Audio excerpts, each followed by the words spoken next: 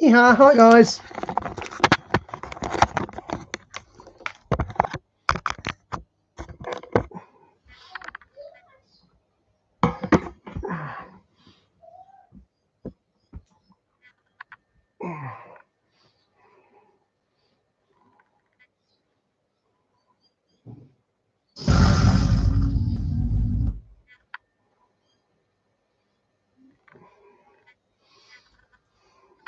The end times from them, and then we're seeing that they have a No, wrong one. few interesting little things to add.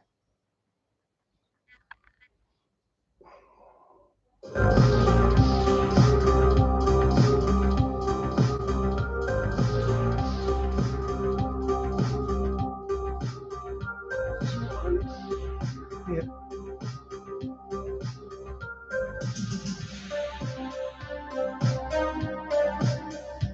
Hi again, Di.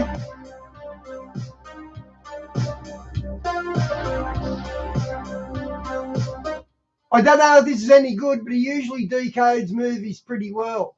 He done a Wizard of Oz one, and I sent him my Wizard of Oz one on his live chat, and he totally ignored it, so he didn't like it. But he does do good movie decodes, so let's see what he says. Jump ahead a bit.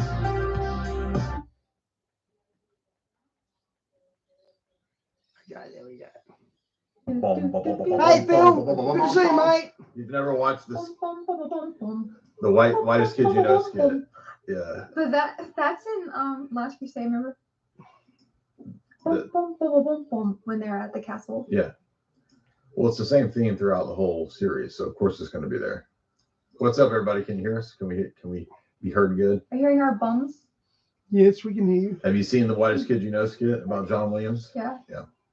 All right, so tonight is finally Indiana Jones, the whole franchise. Let's get into it, or else we'll be here for 14 hours straight. Let's kick it off with 1981, baby. Raiders of the Lost Ark. That's when I was a baby. We went and saw it tonight. Jamie and I did the new one, and half the boomers were asleep. They were like, They were. It's like Indiana Jones in the old folks' home. Right? This was a Lucas and Spielberg. It was. And it starts off with Pachamama, your favorite. Yeah, a lot of people don't know that if you look it up, that actually is Pachamama.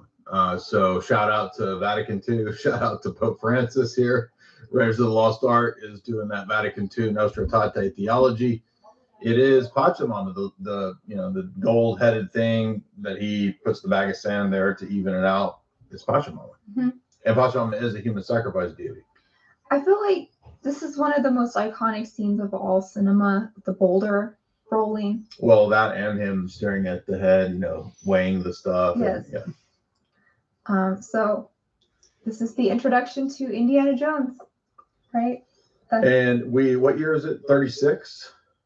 Yeah. Okay, so Indiana Jones kicks off in, we think this is first, but actually we find out that in the timeline, isn't Temple of Doom before it? Yeah. Yeah, so actually Temple of Doom is a year before chronologically what happens in Raiders for whatever reason. Yeah. But Indiana Jones is going to become a great American hero, earn a lot of commendations. He's going to He wins war awards, and a lot of people don't know that he was a spy, and it's actually made explicit before the Kingdom of the Crystal Skulls. It was actually in the TV show Indiana Jones, Young Indiana Jones Chronicles. Yeah, there was an episode where he was working with the OSS, and then they include that in the Kingdom of the Crystal Skulls narrative, where he's said to actually be in the OSS, and that's relevant because he's actually based on a conglomeration of various archaeologists who actually were recruited into OSS work. And so I've covered this in my old essays. If you go back to Jay's analysis, you can find my essay on Raiders, and I linked to the Inquiry, which was the academic predecessor to the OSS. So let's see, I need the disambiguation. Go ahead. I can't find this. So he is a nerdy professor by day and hunky treasure hunter by night. Yeah, well, he takes offense to being called a grave robber later, but yeah, that's basically what he is. And they want to make it known all the girls have a crush on him as a professor. Well, he is, he's archetype hero, right? He was already Han Solo, so. Yeah. And so he's teaching. Wi-Fi's dropped out. I'm not impressed with this so far, guys. I should have checked it out better.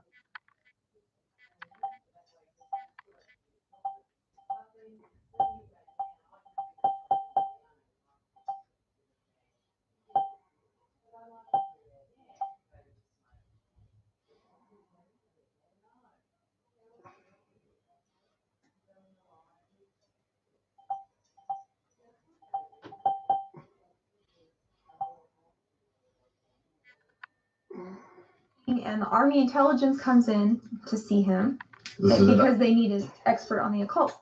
And this is another key that lets us know that, right, Indy works with intelligence. He's basically, as Baselit Analyzer said, and I'll give props to Kotel and BLA because they did a really good analysis of Raiders as well, noting that he's intended to be a spy. He's the American James Bond, right? And there's actually a lot of sequences in Indiana Jones films that are basically copy and pasted from some of the Bond films, even to the point, obviously, when we have, James Bond, Sean Connery playing his dad. Mm-hmm. I like how it delves into the supernatural a lot more than James Bond does, or even Mission Impossible or adventure movies like that. This one is full on spiritual warfare because he's going for the Ark of the Covenant, and then he's going for the Holy Grail and all of these like relics of spirituality. Yeah, and that's based in reality. I'm trying to find my old analysis. I think this is it. Yeah. That's based in reality because the Tiny Mustache Men followers, the players of Yahtzee, they had a fascination with power objects. And they also had this idea that they could be the preservers of high culture. Mm-hmm. So that was the basis for taking a lot of the cultural artifacts and the power objects, was that they would preserve it for the future Reich that they were setting up.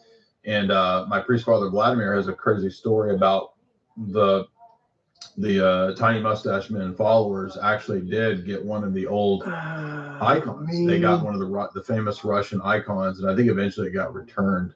Well, there's a crazy story of them marching in and taking it, basically, when they tried to go to Russia. Wow. Yeah, but this is the entity that was behind this was called the Ananurbe, and we'll talk about that in a minute and the figures involved in that. But this is kind of real. But I would also add that sometimes these missions for so-called power objects. G'day, Vars. Good to see you. Guys, I'm not enjoying this at all. This is a little bit slow. I've had to reboot once already today because it was a copyright. I'm going to stop now and reboot and come back in 5 minutes with Donald Marshall Cloning Centers. Because, guys, this is boring, this one. So see you soon. See you in 5 minutes, guys. They were just